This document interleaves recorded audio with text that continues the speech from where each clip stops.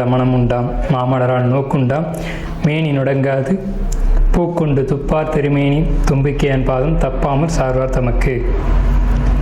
அன்பார்ந்த நேயர்களுக்கு இனிய வணக்கம். நாம் இந்த வீடியோவில் பார்க்கக்கூடிய தலைப்பு அப்படிங்கிறது தமிழ் புத்தாண்டு பலன்கள். அதாவது 60 தமிழ் வருடங்களில் இப்போ பிறக்க இருக்கக்கூடிய ஏப்ரல் 14ஆம் தேதி அன்று வரக்கூடிய தமிழ் பாரப வருஷம், இந்த பாரப வருஷத்தினுடைய தமிழ் புத்தாண்டு பலன்களை தான் நம்ம பார்க்க இருக்கோம். முதல்ல இந்த பாரப வருஷம் அப்படிங்கிற வருஷத்தினுடைய வெண்பா அப்படிங்கிறதும் அந்த வெண்பாவுக்கான விளக்கத்தையும் நம்ம முதல்ல பார்த்துருவோம். ஏன்னா பாரப வருஷம் அப்படிங்கிறது 40வது வருடங்களாக வருது. மொத்தம் தமிழ் ஆண்டுகள் 60, அதில் 40வது வருடம் பாரப வருடம். இந்த 40வது வரக்கூடிய பாரப வருடத்தினுடைய வெண்பா அப்படிங்கிறது மிக்க பாரபத்தின் பின் மலையாம் தக்க பசுக்கள் தலைக்குமே இக்கு பழிக்காது நால்வகை உயிருக்கும் இன்பம் கழிக்காதனவே கருது அப்படின்னு சொல்லியிருக்காங்க. இதுக்கு அர்த்தம் என்ன அப்படின்னு பார்த்தீங்கன்னா, இந்த பாரப வருஷத்தினுடைய ஆண்டின் பிற்பகுதி நல்ல மழை பொழியும், தக்க பசுக்கள் தலைக்கும், அதாவது நல்ல பசுமாடுகள் நல்ல பசுமாட்டினுடைய பால் வளம் பெருகும் அப்படின்றத சொல்லியிருக்காங்க. அடுத்து இக்கு பழிக்குமே அப்படின்னா, பழிக்காது அப்படின்னா இக்கு பழிக்காது அப்படின்றது ஒரு புதிய சொல்லாக இன்றைக்கி நமக்கு தென்படுது. அப்போ இக்கு அப்படின்ற சொல்லுக்கான அர்த்தம் அப்படிங்கிறது சூதுவாது. அதாவது ஒரு எப்படி சொல்கிறது அப்படின்னா, ஒருத்தரை வஞ்சிக்கிறது, ஒருத்தரை ஏமாற்றுறது, நம்ப வச்சு துன்பத்தை அனுபவிக்க வைக்கிறது அப்படிங்கிற வார்த்தையை தான் இக்கு அப்படின்ற சொல்லினுடைய அர்த்தமாக இந்த தமிழ் அகராதியில் குறிப்பிடப்பட்டிருக்கு. இக்கு பழிக்காது 4 வகை உயிருக்கும் இன்பம். 4 வகை உயிர்கள் அப்படிங்கிறது 4 வகைப்பட்ட ஊர்வன நடப்பன பரப்பன மனித இனம் அப்படின்ற 4 வகை உயிருக்கும் இன்பம் அப்படின்றத சொல்லியிருக்காங்க. கழிக்காதனவே கருது அப்படின்ற வார்த்தையினுடைய அர்த்தம் இன்பம் பொங்கி வழியக்கூடிய ஆண்டு அப்படிங்கிறத சொல்லியிருக்காங்க. இந்த பாரப வருடத்தினுடைய ஒரு பலனாக ஒரு வெண்பாவை இடைக்காடர் சித்தர் கொடுத்துருக்காரு.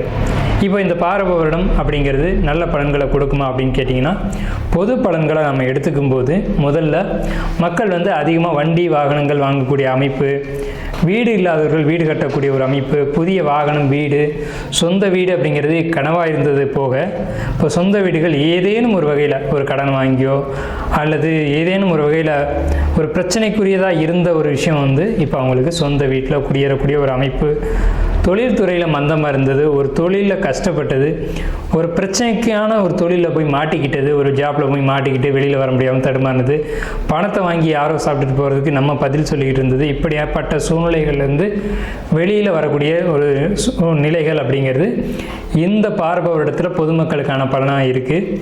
மழையை பற்றி குறிப்பிட்டு சொல்லப்படும் போது அதிகமான மழைக்கான ஆண்டாக இந்த பாரப வருடம் இருக்குது.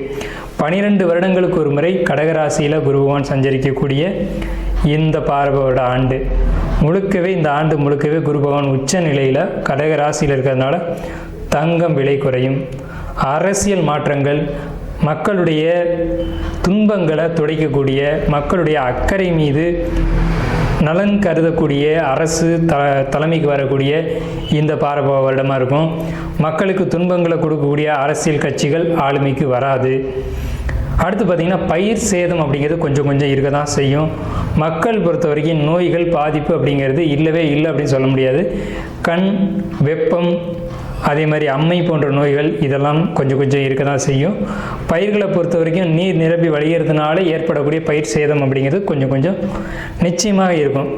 ஸோ அப்போ என்ன பண்ணலாம் அப்படின்னா, பயிர் எப்படி பயிர் மேலாண்மை அப்படிங்கிறதுக்கு இந்த காலகட்டத்தில் மக்கள் கவனம் அதிகமாக எடுத்துக்கணும். நல்ல விளைச்சல்கள் உண்டாகும். பணப்பயிர்கள் நிறைய விளையும். பணப்பயிர்கள்னு சொல்ல முடியும் போது நெல், கரும்பு, வாழை அப்படின்னு சொல்லக்கூடிய 3 பயிர்களும் மிகுந்த விளைச்சல்கள் உண்டாகி நல்ல ஒரு விளைச்சல் உருவாகும். இந்த ஆண்டில், அதாவது கடந்த ஆண்டில் பொருளாதார தட்டுப்பாடுகள் மிகுதியாக இருந்தது. பணத்தை பார்க்குறதே ஒரு அரிதான ஒரு விஷயமா இருந்த காலகட்டத்தில் இந்த சமயத்தில் பணம், பொருளாதாரம் அப்படிங்கிறது தேவைக்கு மிகுதியாக இவங்களுக்கு உங்கள் கையில் பணப்புழக்கம் அப்படிங்கிறதெல்லாம் மக்கள்கிட்ட இருக்கும். அப்போ மக்கள்கிட்ட பணப்புழக்கம் இருக்கும்போது சந்தோஷமான நிகழ்வுகள், சந்தோஷமான காலகட்டம் அப்படிங்கிறது இருக்கும். தங்களுடைய தேவைகளை பூர்த்தி செய்யக்கூடிய காலகட்டமாக இருக்கும். ஸோ இந்த பாரப வருடத்தை பொறுத்த வரைக்கும் எல்லா விதமான நன்மைகளும், குறிப்பாக பேங்கிங் செக்டாரில் கூடியவங்க, வங்கியை சார்ந்த துறைகளில் இருக்கக்கூடியவங்களுக்கு நல்ல ஒரு ஆண்டாகவே இருக்க போகுது. அதே மாதிரி தங்க நகைகள் சேர்க்கக்கூடிய அமைப்பு, முடிஞ்ச வரைக்கும் தங்க நகைகளை சேர்த்துக்கோங்க. இந்த ஆண்டு தான் தங்கத்தினுடைய விலை அப்படிங்கிறது ஒரு சரியான ஒரு நிலையில் இருக்கும். ஸோ மக்களுக்கு வாழ்த்துக்களும் வணக்கங்களையும் கூறி நம்ம ராசி பலனுக்குள்ளே போகலாம். அன்பார்ந்த கடகராசினியர்களே, வரக்கூடிய அந்த பாரப வருடம் புத்தாண்டு உங்களுக்கு என்ன மாதிரி பலன்களை கொடுக்க இருக்குது அப்படின்னு பார்த்தீங்கன்னா, மிக மிக சிறப்பான ஒரு நல்ல பலன்களை உங்களுக்கு கொடுக்க இருக்குது. முதல் விஷயம், பொருளாதார தன்னிறைவு. மற்றவங்க கையேந்தி நின்ன காலம் போய் நம்ம பிறருக்கு கொடுக்கக்கூடிய ஒரு இடத்துக்கு வந்திருக்கோம். இதுக்கு முன்னாடி என்ன நடந்துச்சுன்னு சொல்லிடுறேன். இப்போ என்ன நடந்துகிட்ருக்கு, நம்ம என்ன செய்யணும் அப்படிங்கிறதையும் நம்ம பார்த்துடலாம். அதாவது முன்னாடி நம்ம பல பேருக்கு கொடுக்குற நிலையில் இருந்தோம். வேலை அல்லது தொழில் கைவிட்டு போயிடுச்சு.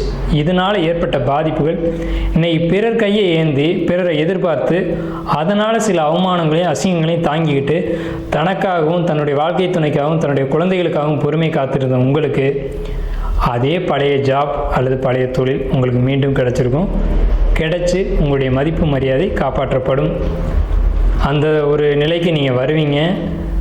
உங்களுக்கு இந்த வருடம் ஒரு பாக்கியமான வருடம் அப்படின்னு தான் சொல்லணும். தொழில் ஜாப்பை பொறுத்த வரைக்கும் மேரேஜ் நடக்கும். கண்டிப்பாக திருமணத்துக்காக யாரெல்லாம் காத்துட்ருக்கீங்களோ அவங்களாம் திருமணம் நடக்கும்.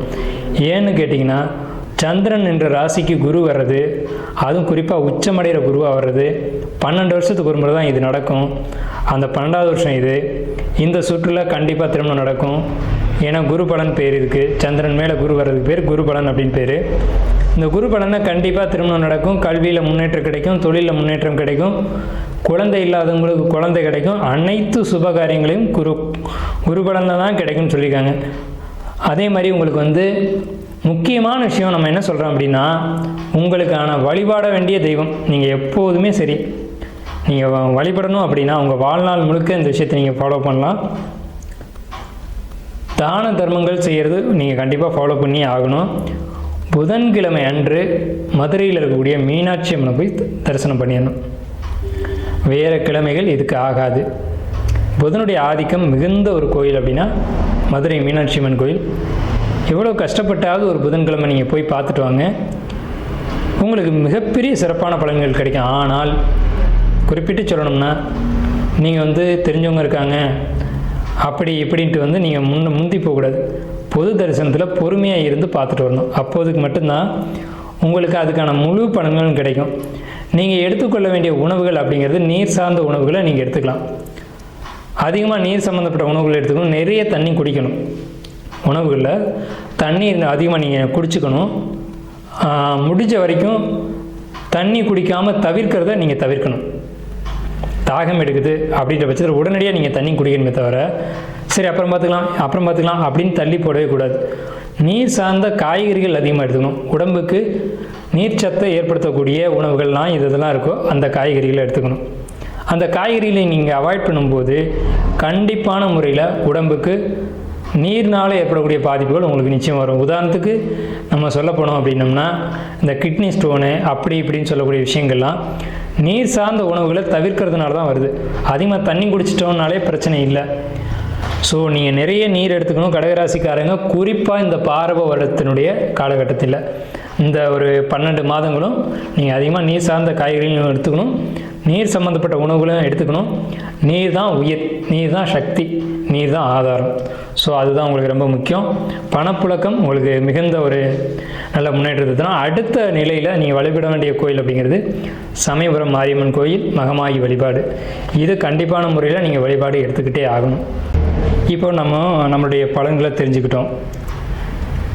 ஜோதிடத்தின் மீது ஆர்வம் கொண்டவங்களோ அல்லது கிரக நிலைகளை பற்றி தெரிஞ்சுக்கணும்னு நினைக்கிறவங்களோ அல்லது தனிப்பட்ட முறையில் ஜாதகம் பார்த்துக்கணும் அப்படின்னு நினைக்கிறவங்க, ஆன்லைன்லேயோ அல்லது நேரடியாகவோ தெரிஞ்சுக்கணும்னு நினைக்கிறவங்க, வாஸ்து தெரிஞ்சுக்கணும்னு நினைக்கிறவங்க அல்லது வீடு பார்க்கணும் எங்களுடைய வாஸ்து குறைகள் இருக்குதுன்னு சந்தேகப்படுறோம் அப்படின்னு தெரிஞ்சுக்கணும்னு நினைக்கிறவங்களுக்கு ஒரு சின்ன ஒரு விஷயம் என்னென்னு கேட்டிங்கன்னா, நமக்கு ஸ்க்ரீனில் தெரிகிற நம்பருக்கு நீங்கள் கால் பண்ணி பதிவு பண்ணிவிட்டு எப்போ வேணாலும் நம்மளை கால் பண்ணலாம். பதிவு பண்ணிக்கோங்க. உங்களுக்கான சர்வீஸ் பண்ணி கொடுக்கறதுக்கு நம்ம காத்துட்ருக்கோம். நன்றியும் வணக்கமும் வாழ்த்துக்களும்.